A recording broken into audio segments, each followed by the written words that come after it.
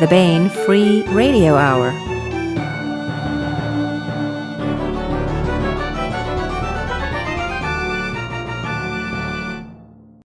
On the podcast, bologna made from antimatter spontaneously transforms back into all the parts it was made from to power new gas emission star drive. Reservoirs of Updog and High Five threaten Midwest dams. Plus, we continue the complete audio book serialization of David Weber's Uncompromising Honor. All right now. Welcome to the Baen Free Radio Hour podcast. It's an honor to have you along. I'm Baen Senior Editor Tony Daniel. We have an interesting talk with Jim Beall this time. Jim is a former nuclear plant inspector, a Navy veteran, and generally a guy who knows his engineering well and writes well about it, often for Baen.com. We discussed his piece on the Baen.com website, Recycling from Stars to Starships, which pretty much says what it's about. Whether you hate or love recycling, this will give you some entertaining and enlightening insights into it. It's some cool stuff. Wait for that. And we continue with the complete audiobook serialization of David Weber's Honor Harrington series masterpiece, Uncompromising Honor. Here's the news.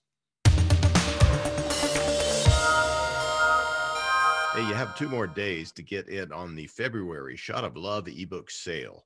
Discounts on Straight Out of the Weird West ebooks. On all of Baen's Weird West themed ebook anthologies edited by the Rootin' Tootin' David Boop.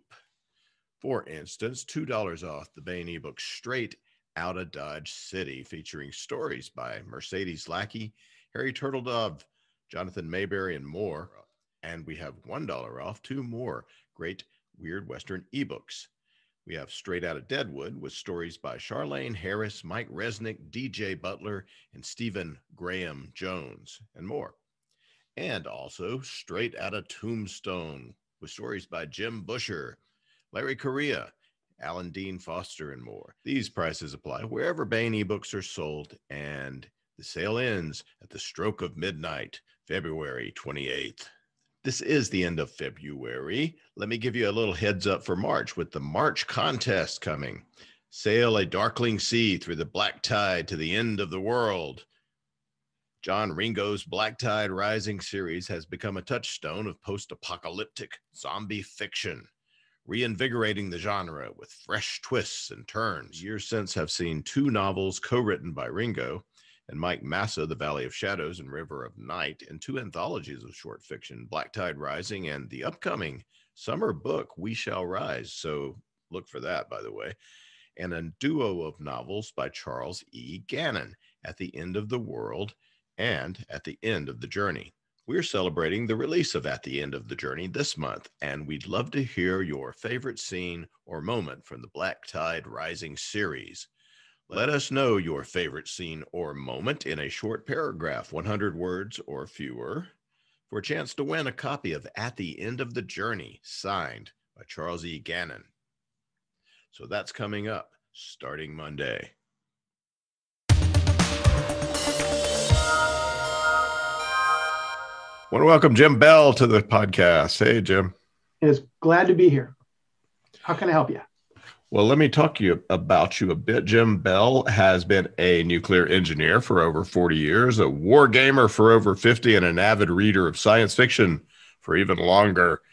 His experience in nuclear engineering and power systems began as a naval officer. Experience after the USN includes design, construction, inspection, enforcement, and assessment with a nuclear utility, an architect engineering firm, and the U.S. Nuclear Regulatory Commission. So you were, for many years, you inspected nuclear power plants, basically, right? And made sure that they didn't blow up or whatever. I inspected them when they were being built, when they were being torn down, when they were operating, after they had events, all kinds of times. Well, today we were out now on Baen.com. We have this great nonfiction article. Jim has done a lot of nonfiction for us, as he is knowledgeable and inquisitive over many things. But this one is called Recycling from Stars to Starships by Jim Beall. So this is sort of a top-down article. You start with stars and get to us. Let's kind of go through it because there's a lot of fascinating details about things, and a lot of people don't realize the extent of recycling the universe itself does. We live in a system with a population 1 star. What does that mean? And what are the other populations of stars? Well, it's kind of interesting in its own right. A population 1 star has elements within it by spectrography, spectrograph analyses, have elements that can only be there because they've been in at least 2 previous stars. That's a population 1 star. Population 2 stars, which we can apparently see some in the past, have elements in them which had to have been in at least 1 other star. But no one has been able to find a population 3 star, which has only been theorized, but probably had to have occurred, which was the first stars after the original formation of the universe, when only hydrogen and some helium was out in space to be gathered by gravity into stars, along with some trace amounts of lithium and beryllium. So our star then has already been through 2 other stars, and it could be more. So it's at least a 3rd generation. Correct. In other words, so it contains material within it that has been recycled from at least 2 previous generations of stars.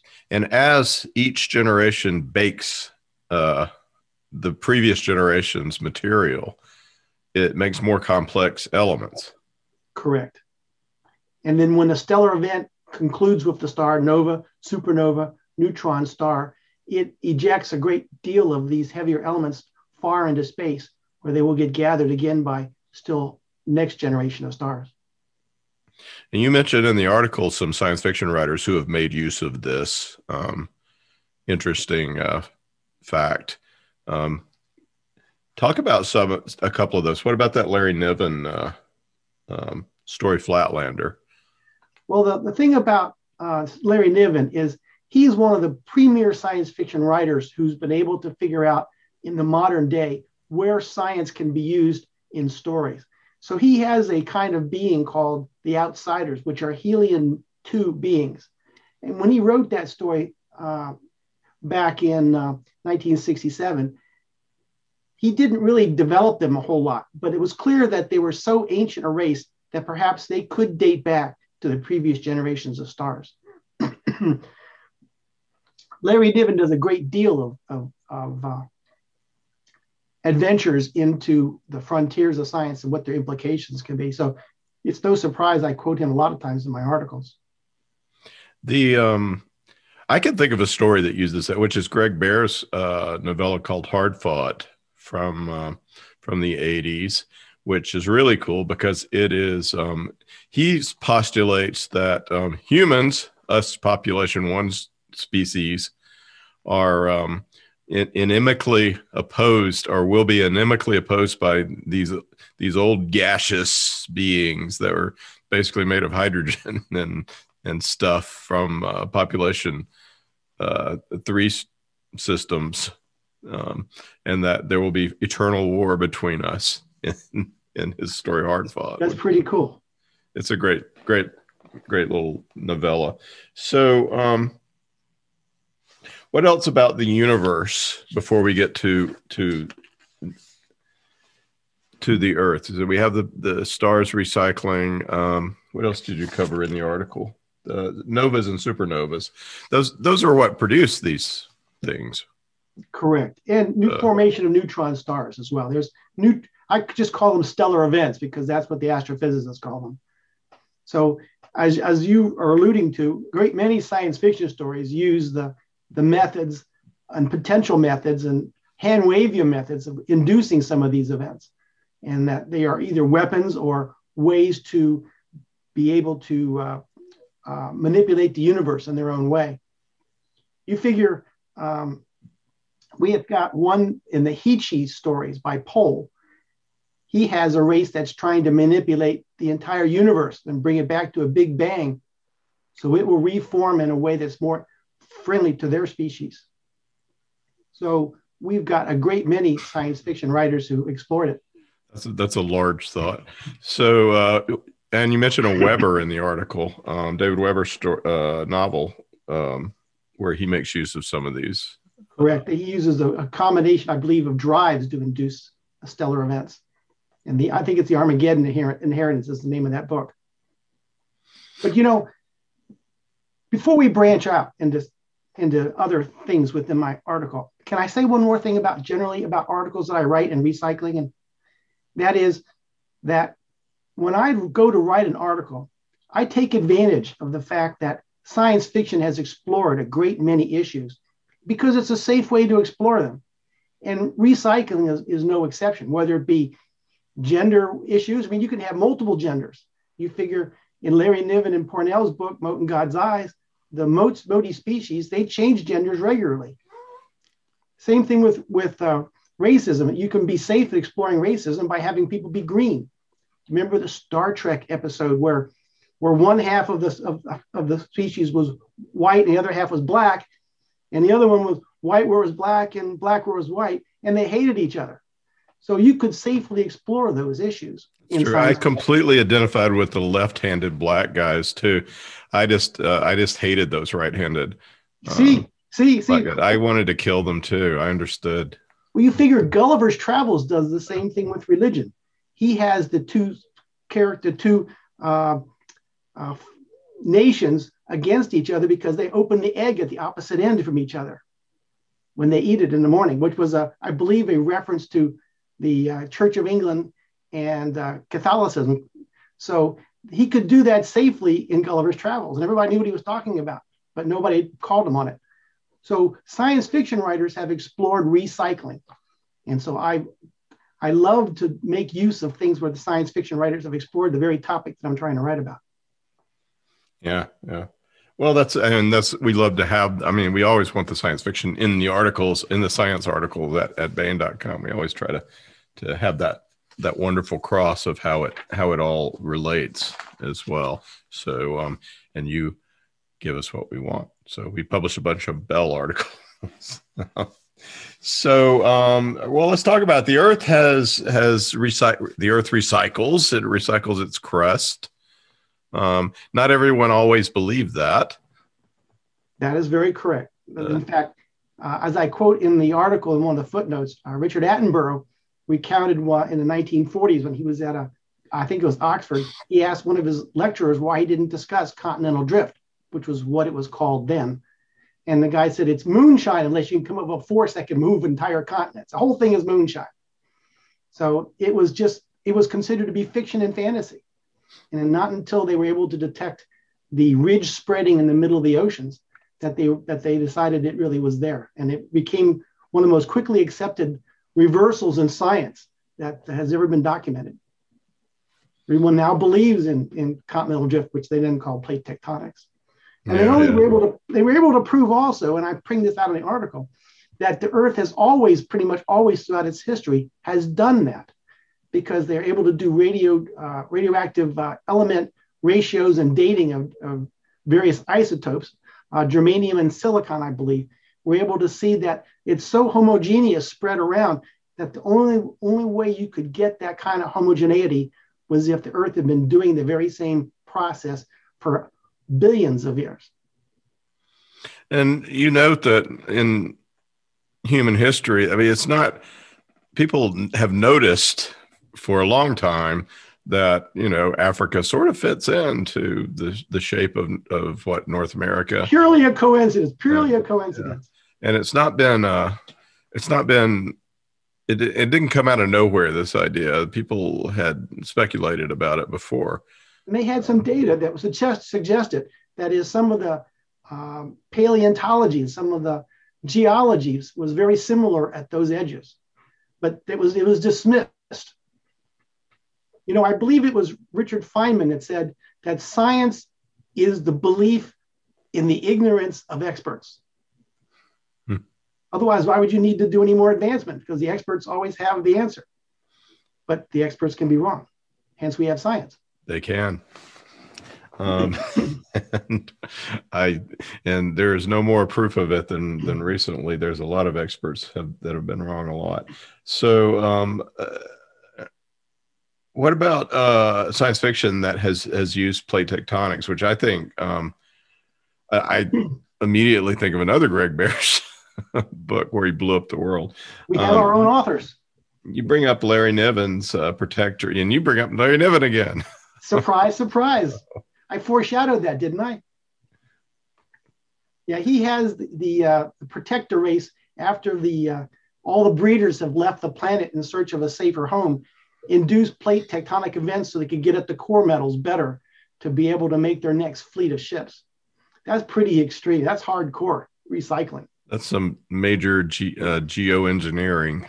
Of course, that still doesn't match up what Larry Niven did in Ringworld, though. Well, yeah. He recycles an entire solar system to be able to build the structure of Ringworld. Yeah. These mega structures. And you also brought up David Brenn's Uplift series with the idea that they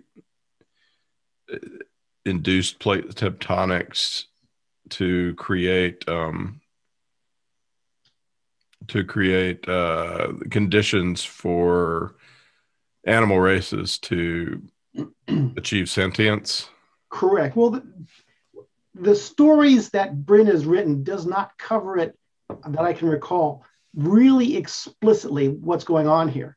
But basically, when a species reaches semi-sentience, they are uplifted by a race that is already intelligent to intelligence on their own. But it is the duty of these races after a time to leave their world and go out into space, and for the world to be left behind, to be fallow, like a fallow field, so it can perhaps hatch another race that itself in a few hundred millions of years can be uplifted into sentience. And the humans are one of the anomalies. We're considered a wolfling race because we don't seem to have anyone that's uplifted us. So that we're viewed with suspicion by them. But the whole concept is that these species, these races that are out in space, have been around for so long, hundreds and hundreds of millions of years, that planets have had a chance to go fallow and produce new races. We have a lot of speaking of recycling on a larger scale, a bunch of science fiction writers make use of the idea that an alien engineer created a system of wormholes to circumvent the problem of the speed of light to get between systems, and that we rediscover this and learn how to use it. But we're not sure, it's beyond our ability to make or not make. Like Weber's, that's the way the universe works, although we don't know where those wormholes come from, but one assumes perhaps an alien race constructed them. And of course, you got Stargate. Yeah. They get an old piece of machinery or something that they think is what was used by an ancient race, but turns out they're still around. Something like that. I saw the series like twice ever. That's what I gleaned from it. That's close enough. So let's turn to humans, which you have some fascinating stuff in here that I really enjoyed reading about, especially about the way the pyramids looked when they were originally constructed, which I don't think a lot of people know or realize, and why they don't still have that aspect to them. Well, as I say in the article, they were smoothly surfaced with highly engineered white limestone, polished, hand polished.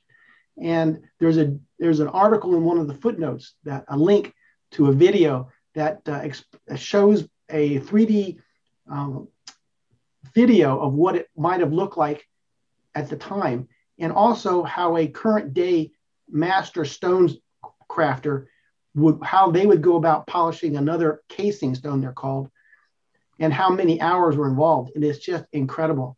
They figure millions of man hours went into just putting the facing stones on it.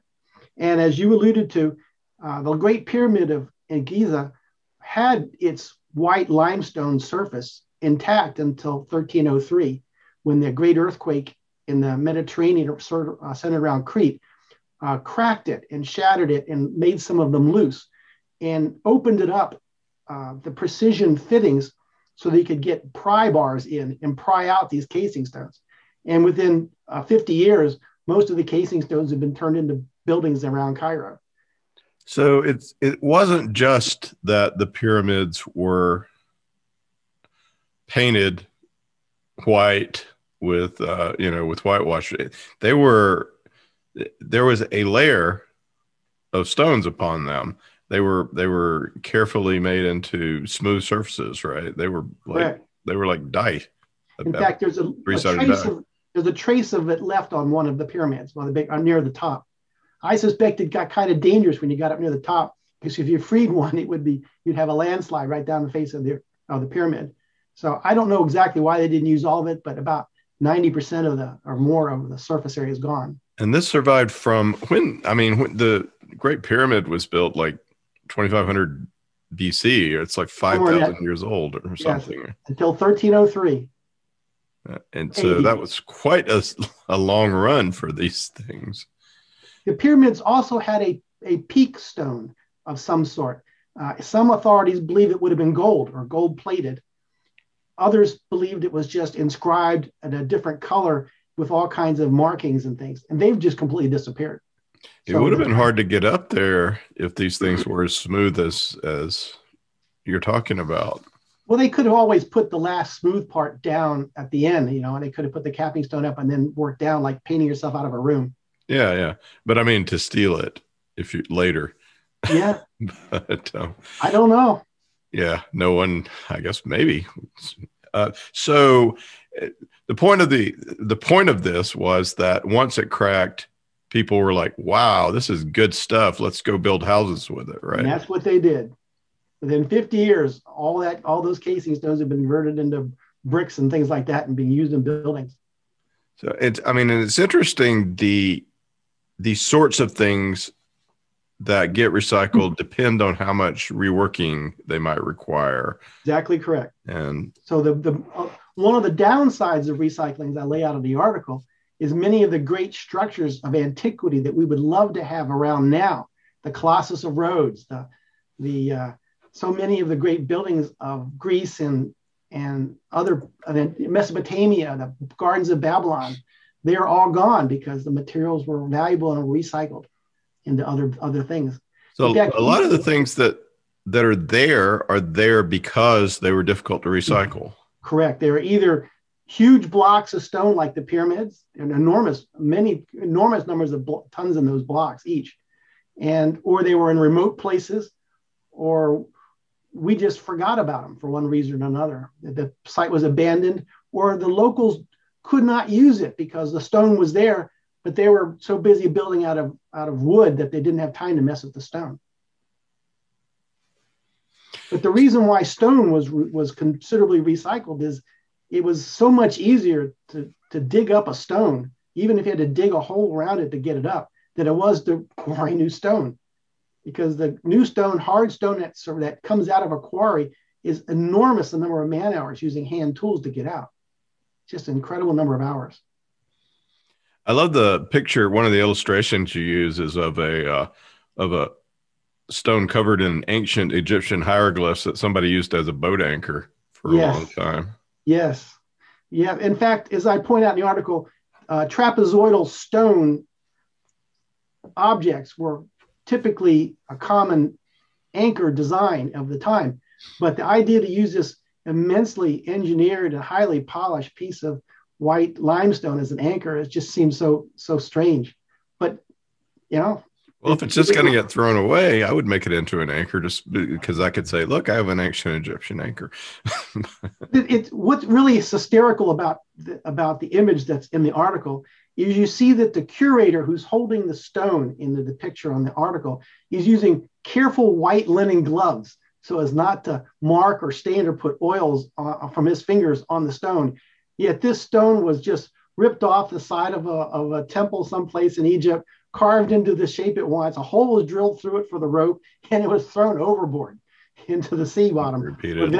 Where eventually it sat for 1,000 years or something like that before it was found. 3,000 years maybe. So, but he's handling with white gloves now. Yeah.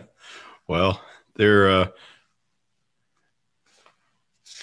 there. I'll cut to it. I'll put it in the if I can. I'll cut it into this when we post, so people can see that.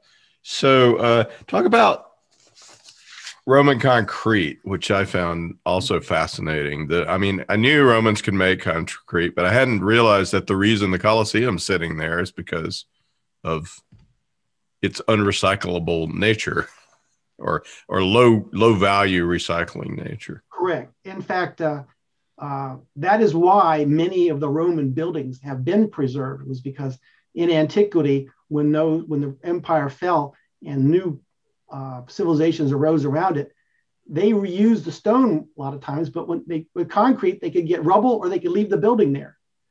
So that was the Pantheon is made out of a lot of it is made out of concrete as well.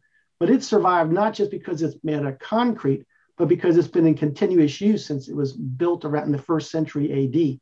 That's another way that buildings can not be recycled, is just keep using them. But concrete, as I say in the article, the Romans weren't the first to discover concrete, but they were the first ones to make incredibly large use of it. But any civilization that increases in size and prosperity, any nation will have an almost insatiable need for building materials. And it's very hard to quarry rock with hand tools.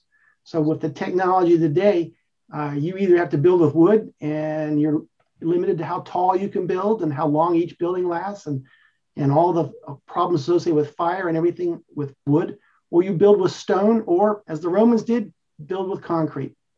And concrete in Rome, they just built everything out of concrete. And they used the volcanic ash of Pompeii and Vesuvius as the main source of their volcanic ash that they mixed into to make their concoction, along with making what was then considered to be a very high temperature kiln of 1,700 degrees to be able to make the mix. That is those ratios and the sources and the heat were the secrets of Roman concrete.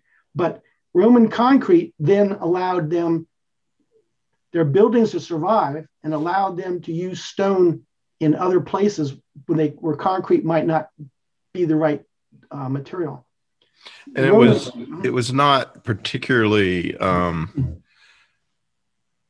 valuable as a recycling material because you couldn't like take big blocks of it in the same way you could to repurpose. Correct. It becomes rubble. It up to becomes rubble. A lot of the energy associated with the bonds in concrete comes from the high temperature that was used to make it. You're kind of like storing the energy so that's how you can form it into shapes. But in rock, of course, it's just the material itself. I wouldn't want to try to recycle concrete even today. Yeah. I would not be confident it would maintain its structural strength with what I had to do to be able to make it a block. So it's just better to just tear it down and use it as roadbed or whatever. But it was not even worth doing that for a long time. The Romans had other, and so that very fact is probably why the Colosseum's there. Yes, and many of their other buildings too. That's a cool thing to note, and the fly ash, the ash that they use came from volcanoes. And nowadays we use what? You said coal ash and correct, from coal plants. They found that they can use it using a similar process. And we have a problem, right? Well, we are making fewer coal plants, if any, and we're using fewer coal plants. We're basically reducing the amount of coal to the point where I don't believe the output of the remaining coal plants in the United States is sufficient for the appetite for concrete. So they're having to figure out ways around this. There may be more deposits, shall we say, of coal ash they could harvest, but I just found it interesting in the article that the shift to a more environmentally benign power sources is in fact going to potentially impact an environmentally friendly way to build buildings, which is concrete.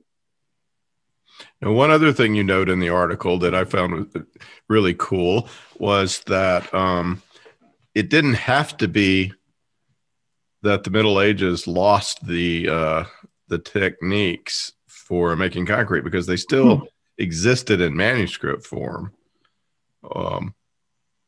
In fact, when it was rediscovered by someone translating a Latin text written by a man who died in 15 AD, but it had been lost for 1400 years. Nobody had bothered to retranslate it or do anything with it. But there were at least 78 copies out there of this document that survived all that time. You can still find them in libraries. In fact, someone has written a book in a foreign language which has 78 in the title, and it's referring to the 78 copies of this document. So the Middle Ages, they took so long to build all their cathedrals because they were using stone. It took them 200, 300, 400 years to build a cathedral, whereas the Romans built the Pantheon in under 10 years. And and you suggest that a cool alternate history might be if the use of concrete were just never lost or else rediscovered quickly, which it could have been. If you want a point of divergence, all you got to do is have somebody translate that document, the somebody you want as an author to translate that document or have it come to them at any point between the fall of Rome in 300 something AD and 1400 something when it was rediscovered and reused again. Anytime in there by anybody you want, anywhere in Europe, you can reinvent concrete and you can have your alternate civilization right there.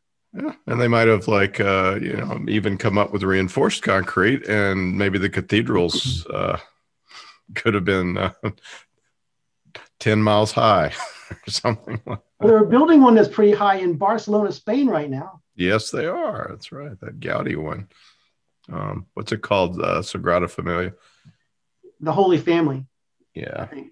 Yeah. So, and you turn to today and start talking about some of the recycling. One of the interesting things is the changing nature of the value of aluminum you bring up, which is kind of cool considering it was so precious that they put it on top of the Washington Monument. Exactly. In 1884, it was the only untarnishable, ghostly light material that they figured to be a suitable topping to the monument.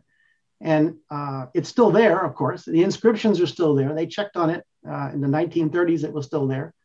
And everything was still good on it. They could still read the writing on it.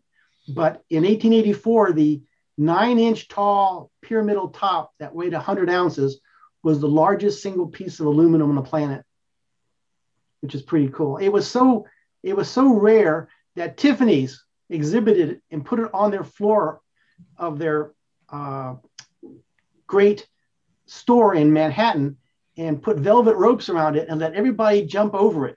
So they could say they were jumping over the highest building in the world, because the Washington Monument, when it was finished, was the tallest building in the world. So it was they had people lining up to go through these velvet ropes to be able to step across the top of the Washington Monument. And they reenacted it, by the way, 100 years later. That's cool. But but now aluminum is not quite so hard to make, and it's very recyclable. Correct. Why is it so? Because why is it so recyclable? And I mean, it has to do with I guess concrete has something to do with it, since we can make dams, hydroelectric dams out of. That's also true. I had even considered that interrelationship. Very good. Yes, and what you're alluding to is that mainly electricity is what you need.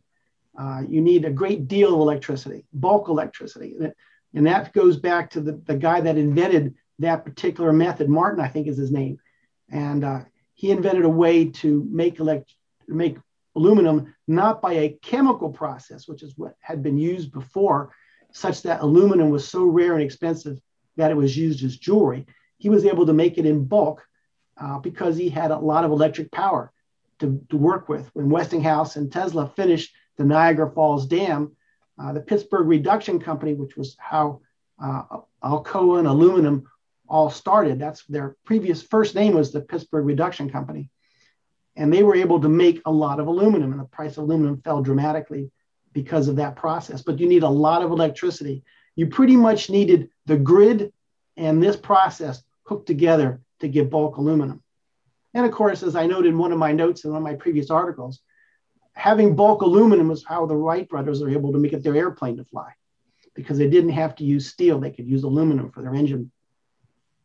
And it's essentially easier to get aluminum from recycling than from mining the ore, which is what bauxite.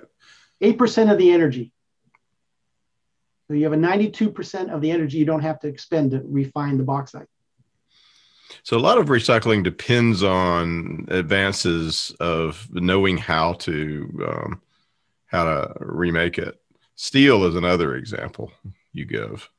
Yes, the people associated with the steel industry are always saying, and I checked the math, they're right, it is the most recycled material on the planet, such that I think I use the numbers, I think it's like 75% of all the aluminum that's ever been made by man is still in use by man today due to recycling. But according to the steel part, it's 86% of steel that's used, it gets recycled. But we've used a lot more steel in mass than we probably use in aluminum. So there's probably, depending on which number you want to do, percentages versus mass, either aluminum people or steel people can claim a throne of sorts. But one of the interesting stats you have is that, what is it? That still 2/3 of the steel that is used is recycled. Correct. And so only 1/3 is new steel. Yes, but that's still a lot of steel, a lot of coal, and a lot of things has to be mined and ripped out of the earth and be made into new steel, because as a growing civilization of a planetary size, our appetite for steel is enormous.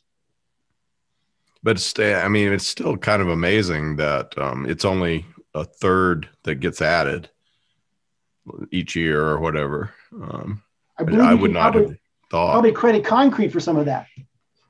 What's that? You probably can credit concrete for some of that, because most of the mass of a building that's reinforced concrete is not the rebar that's inside the concrete, is the concrete.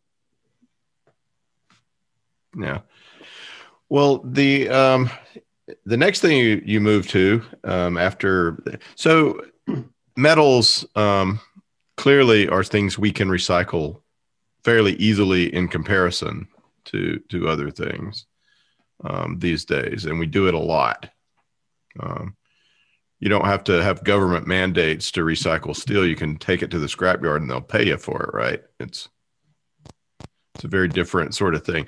But one of the things we have trouble with, because we have so much of them, we got to do something with them, is tires. And you talk about that.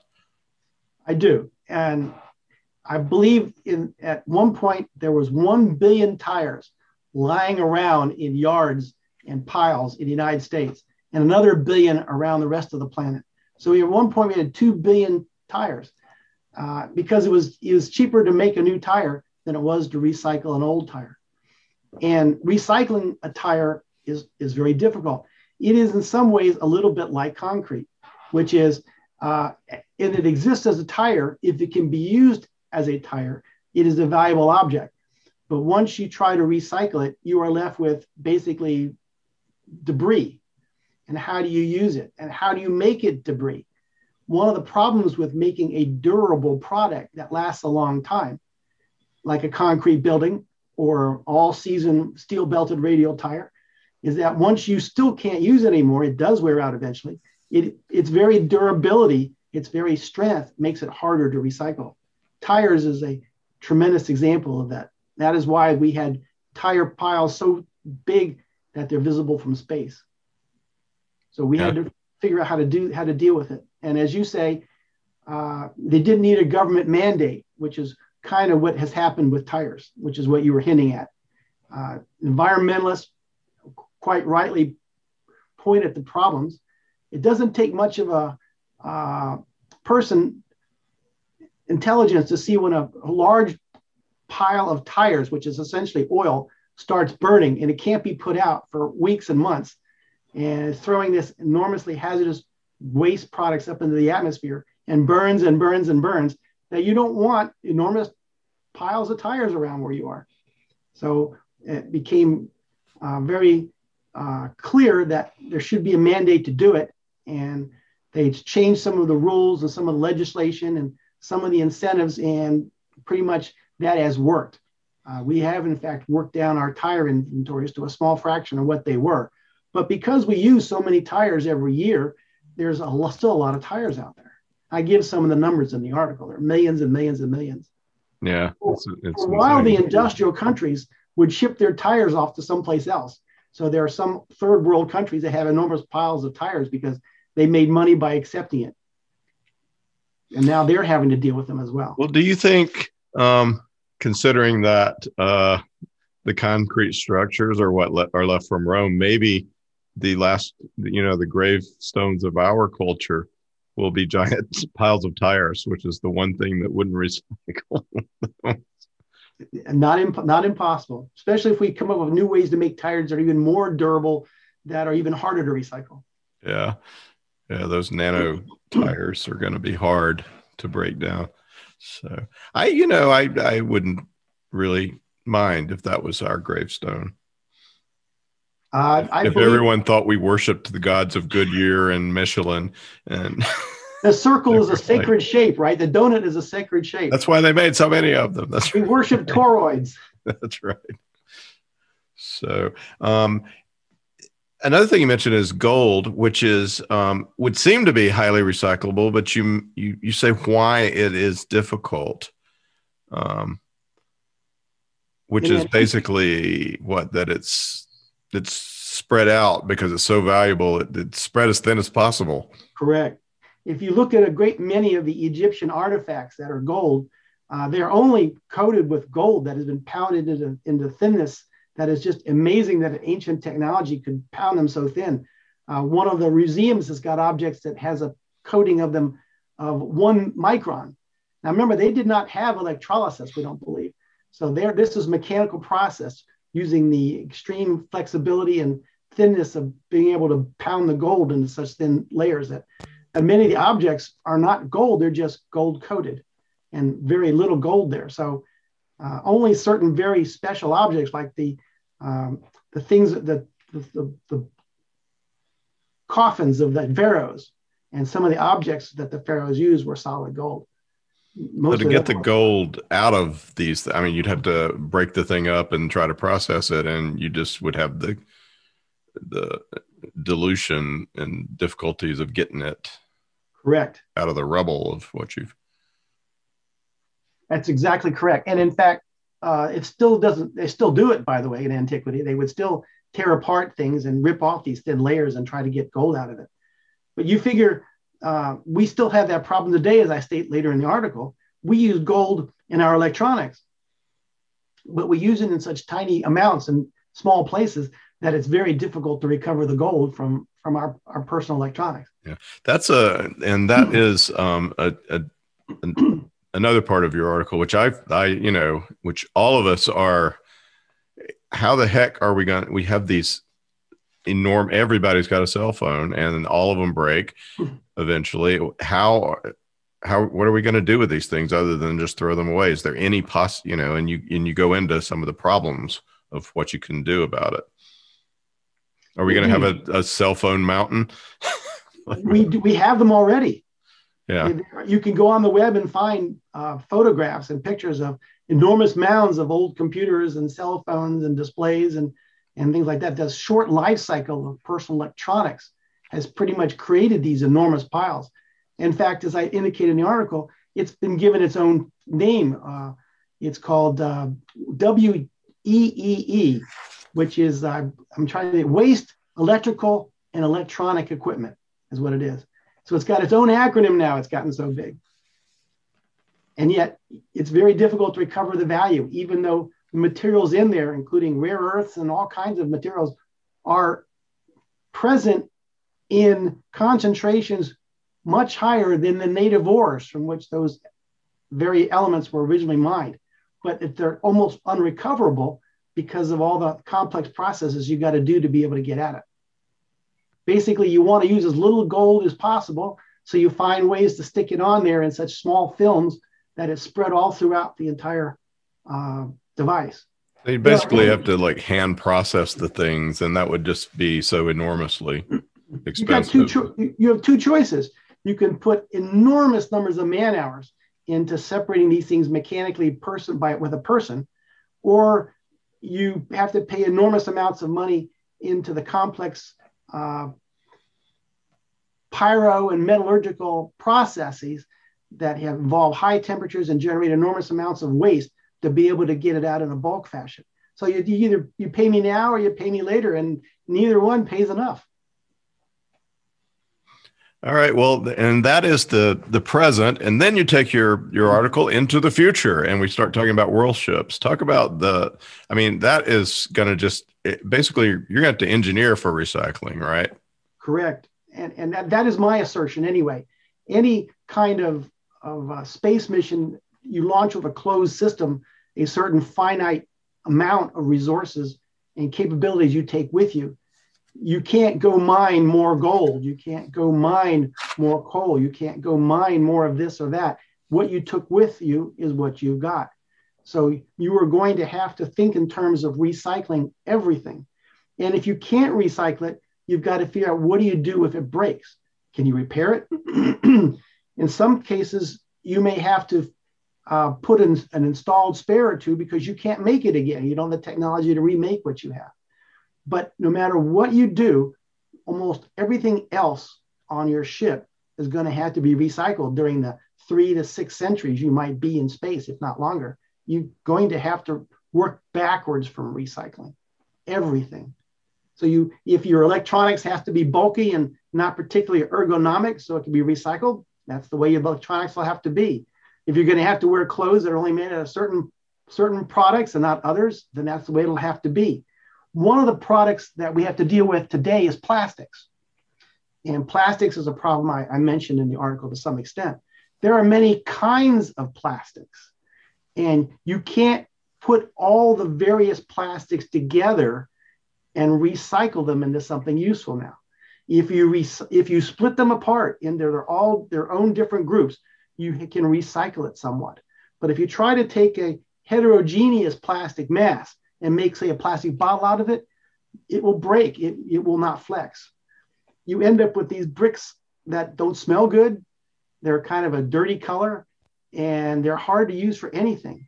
So the point of the plastics is that you can make products out of plastic of all kinds, but once you've made it, your recycling part is hard. So if you put various kinds of polymers into your clothes, unless you think ahead to how you're going to recycle the clothes, you may not be able to use some of the polymers that make the clothes feel as good as you want them to. These are decisions these people have to make. Yeah, so we may have to wear scratchy wool stuff in space. Well, you could probably grow sheep, so maybe that'll be fine, right? Maybe, yeah. Maybe you can grow cotton. Why are particularly hydrocarbons difficult to recycle? I mean, well, like tires are hard and plastics are hard, and they don't do like steel and. Well, of course, steel is like an element. It's very easy. Yeah. And these other things are not exactly alloys, which also have some difficulties with which you can do it. But it's because the molecular structure is so complex. And we've already taken a large molecule and we've done things to it to make it what we want. So we've changed the molecule we started with into other forms. We've broken it down. We've cracked it, cracking towers on refineries. So you don't actually start with the same product that you began with when you go to recycle. You were dealing with an entirely different product. It's already been messed with. I wouldn't be surprised if we can say nano and quantum together, maybe we can figure an AI, we can put those three together, maybe we can find a way to recycle these things. but we got to do that. There's Well, another maybe science all those story. mounds of tires are just waiting for the Nano to go online. So, and then that'll be the disassembly that'll work. Maybe the aliens 50 years ago saw those enormous piles of tires and they immediately launched a mission here that they're going to come and take our tires from us. That's right. Maybe they have an enormous amount of cars without tires and because they didn't discover the wheel, but they built cars anyway, and they're just. Or maybe they eat them. Maybe they eat tires. I hope they eat tires and not us. A la John Ringo books. So what was your point about breeder reactors in world in generation ships and such? What? Well, breeder reactors recycle their cores. In a fission reactor, you have a fissionable isotope, which is either uranium-235 or plutonium-239 or uranium-233. If you're building a thorium reactor, you usually use that. And you have around it a much greater amount of mass, 95% of the mass, is what's called a fertile material, like uranium-238 or thorium-232, if you have a thorium reactor. And during the life of that reactor, the uranium-235 will fission first, or the plutonium-239 or the uranium-233. But in the process of fissioning, it releases neutrons. And the blanketing fertile material that's around it will accept some of those neutrons and will then transmute into other elements. Whereas uranium-238 will become plutonium-239, which is fissionable. And then it fissions and produces more neutrons, which then will turn more uranium-238 into plutonium-239. In a thorium reactor, the uranium-233 or the uranium-235, whatever it uses as its fissionable starter core, will then transmute thorium-232 into uranium-233, which is fissionable, and then fission it. So what will have to happen in a breeder reactor is that periodically you will have to recycle the core to separate out the plutonium-239 and reform the geometry to put the plutonium-239 or the uranium-233 for a thorium reactor into the seeding area, and then put more uranium-238 around it, or thorium-232, to repeat the process over and over and over again. But in a breeder reactor, you make more new fissionable material than you burn. So that's how you breed the next generation of core. How long can this process go on? A long time. If we did it on our planet Earth using uranium-238 and thorium-232, we could power the planet with fission energy for a long time. So in a reactor, in a Starship, you would send out a lot of uranium-238 or thorium-232, and you would repeat this process over and over and over again. Whereas if you had just a normal fission reactor that wasn't designed for breeding, you would eventually run out because you're not making as much new fissional material as you're consuming in each generation of the core. So in a Starship that's going to go hundreds and hundreds of years into space, and you need a power source, you're almost certainly going to end up using a breeder reactor. And since I'm a nuclear engineer and I want redundancy, I want at least 4 of them. in our ship, yeah. You see my ribbon, right? Show it. Where is it? My ribbon.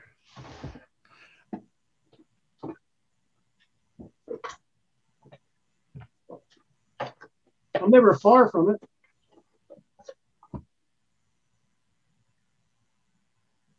Redundancy is good. That's great. You got to say it twice to be redundant. Oh, I see. It's not 2 ribbons. It's 1 ribbon.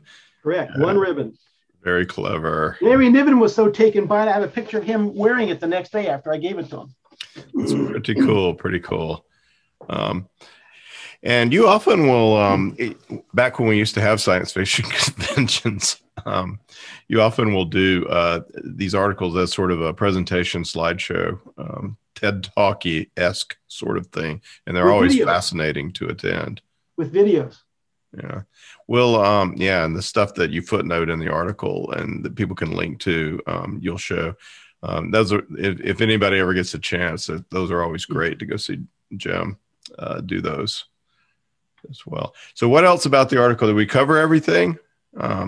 There's so much more material in there and it definitely is something that people would love to read and will love to read. It's also available as an portion of an ebook download at Nonfiction. It came out in 2021, so it'll be in the Nonfiction 2021 free ebook download at Baen eBooks as well. I'd say there's one more thing that we did not cover here in this talk that's in the article that's probably worth mentioning, and that is, how many billion of us are on this planet right now? Oh yeah, you're talking about human recycling. Yes, go ahead. On a world ship, you're going to have to do that as well. We're going to have to recycle ourselves. So how do you recycle human beings? And of course, down through the ages, we had cremation burials were what they was commonly used in the Iron Age and before. And during most of the Christian age, they buried people. And so what do you do with humans? If we just had burial grounds, we'll eventually have a planet full of cemeteries. France had to deal with this a century or more ago. Most of their Paris was being covered by cemeteries. So they ended up taking all the remains out of the cemeteries and placing them underground into basically catacombs, and to free up the space for urbanization, I guess. So in a starship, you're going to have to recycle ourselves, but recycling causes problems. And I note one of them as an example, that in Britain, the crematoriums which they were using, they had to shut them all down for a while because they found that they were emitting toxic levels of mercury in the air. And that was because the people had dental fillings. And so they had to figure out a way around that. So recycling. It's not necessarily, cremation is not necessarily any better an answer than anything else then. And there are people who are studying the problem and they've offered ways that you can be more friendly recycling of yourselves. I provide some links to that in the article as well. Yeah. Well, I just figured out a way to achieve my own immortality. I want to be made into a tire. So that will be very difficult to get rid of. And if your entire family did it, you wouldn't have a family tree, you have a family pile. That's right. Yeah. Somewhere out in Colorado, you can dig through. In fact. So, and there, there's a great James Tiptree Jr. story about dust being kicked up by aliens that sort of reanimates memories. It's called her smoke rose up forever, which is intimates that perhaps we're impressed upon on the atoms that constitute us, and that even if you cremate us, we're still, every once in a while when we get kicked around by alien feet, we'll briefly have a moment of consciousness and have a memory. That's actually another version of that is in one of the ancient religions, Elysium Fields, where I forgot whether it was Romans or Greeks, where they would go out and drop some blood or wine or something on a surface, and for a time their forefather or their forebear would be there with them, or the hallowed hero who they were honoring would be there with them. One of their religions, I believe. I'm putting my money on being a tire. So maybe a whole religion could arise around it. All right. Well, thank you, Jim. Anything else we want to talk about with the article? What are you working on now? Well, I haven't pitched it to you yet, obviously, but I'm working on one about metals, metallurgy, and why we began metals, and why we're trying to get away from metals, and what do we do instead of metals when we didn't have metals, and what might we do if we were trying to do the same purpose of metals if we don't want to use metals to do it. So there's lots of twists and turns in history about that, and perhaps in the future as well. Very cool.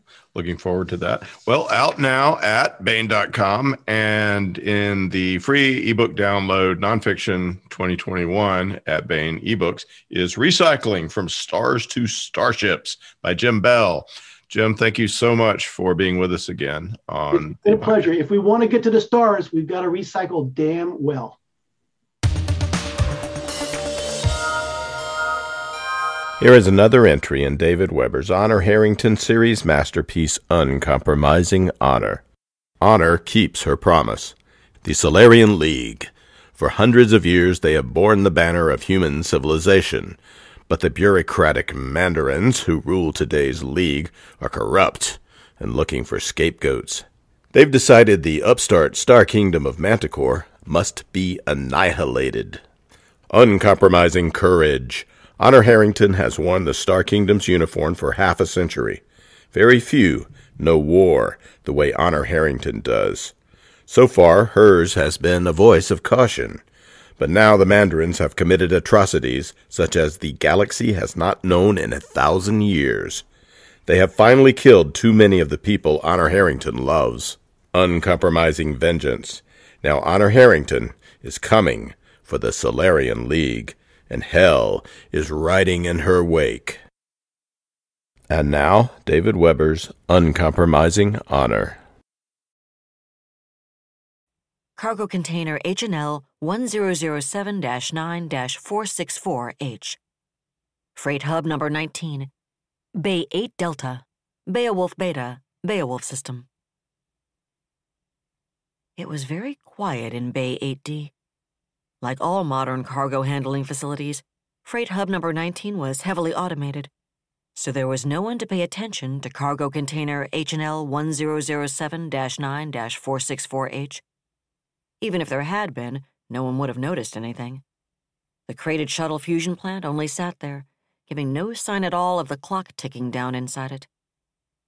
Under the original operational planning, Beowulf Beta would have died at the same instant as Beowulf Gamma, had a moment coordinated with the Solarian attack. The planners had been unable to predict exactly when that moment would come, which was why they'd been forced to rely on their agent in place. But they'd also realized from the beginning that that coordination might prove unobtainable when the time actually came. And so they'd programmed 2 separate attack sequences. If they lost the coordination with the missile strike and the detonation command was transmitted anyway, there was no point pretending the subsequent explosions were the direct result of the Solarian attack, and in that case, they had a rather different message to deliver. Jacques Benton Ramirez-Ichu and Hamish Alexander Harrington hadn't figured it out yet. If they'd been given enough time, they might have. Possibly not, though. Neither of them had ever met Albrecht Detweiler or his sons. More importantly, they didn't understand what Albrecht Detweiler had done or why. They'd assumed the nuclear detonations covering the end of Operation Houdini had been planned from the beginning, and so they had. What they didn't know was the way 10th Fleet's arrival had rushed Houdini's final phase, or how bitterly Benjamin Detweiler and his brothers blamed everyone but their father for their parents' deaths. And because they didn't know those things, they didn't understand how hatred and grief and loss and guilt had shaped the brothers' response. They were looking for the calculation, the strategic plan behind Beowulf Gamma's destruction, because they didn't realize how intensely personal it was. That was why their brains hadn't yet caught up with the possibility that more than one nuclear weapon might have been smuggled aboard more than one orbital habitat. 5 minutes precisely after Beowulf Gamma's death, they discovered that one had.